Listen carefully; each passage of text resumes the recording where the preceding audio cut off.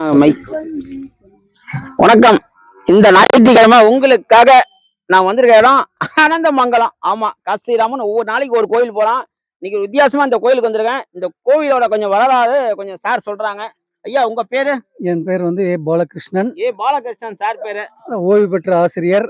ஆமா, சென்னை மாநகராட்சி பள்ளியில பணிபுரிந்தேன். நுங்கம்பாக்கம் பணிபுரிந்தேன்.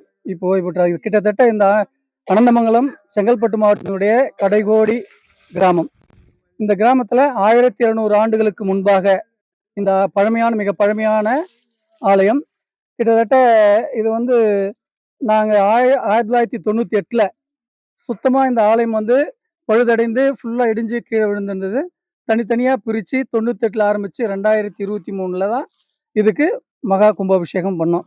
கிட்டத்தட்ட 25 ஆண்டுகள் ஆச்சு இந்த கற்கோயில் கட்டி முடிப்பதற்கு. 25 வருஷம் ஆச்சு. 23ல தான் கும்பாபிஷேகம் ஆச்சு. இந்த அகத்தீஸ்வரர் ஆலயம் கும்பாபிஷேகத்துக்கு பிறகு, அதாவது வாரமே அரங்கநாயகி தாயாருக்கு ஊஞ்சல் உற்சவம் நடைபெறுகிறது. ஞாயிற்றுக்கிழமை ராகு காலத்துல சரபேஸ்வரருக்கு ராகால பூஜை நடைபெறுகிறது. அதே போல சிவன், பார்வதி, அரங்கநாயகி தாயாருக்கு பௌர்ணமி பூஜை சிறப்பாக நடைபெறுகின்றது. நவராத்திரி பூஜையும் சிறப்பாக நடைபெற்று கொண்டிருக்கிறது. மகிஷாசுர சம்ஹாரமும் சிறப்பாக. இன்னைக்கு என்ன ஐயா நடந்திருக்கு? இன்னைக்கு வந்து இதை கட் பண்ணிட்டு அடுத்தது இன்னொன்னு போட்டு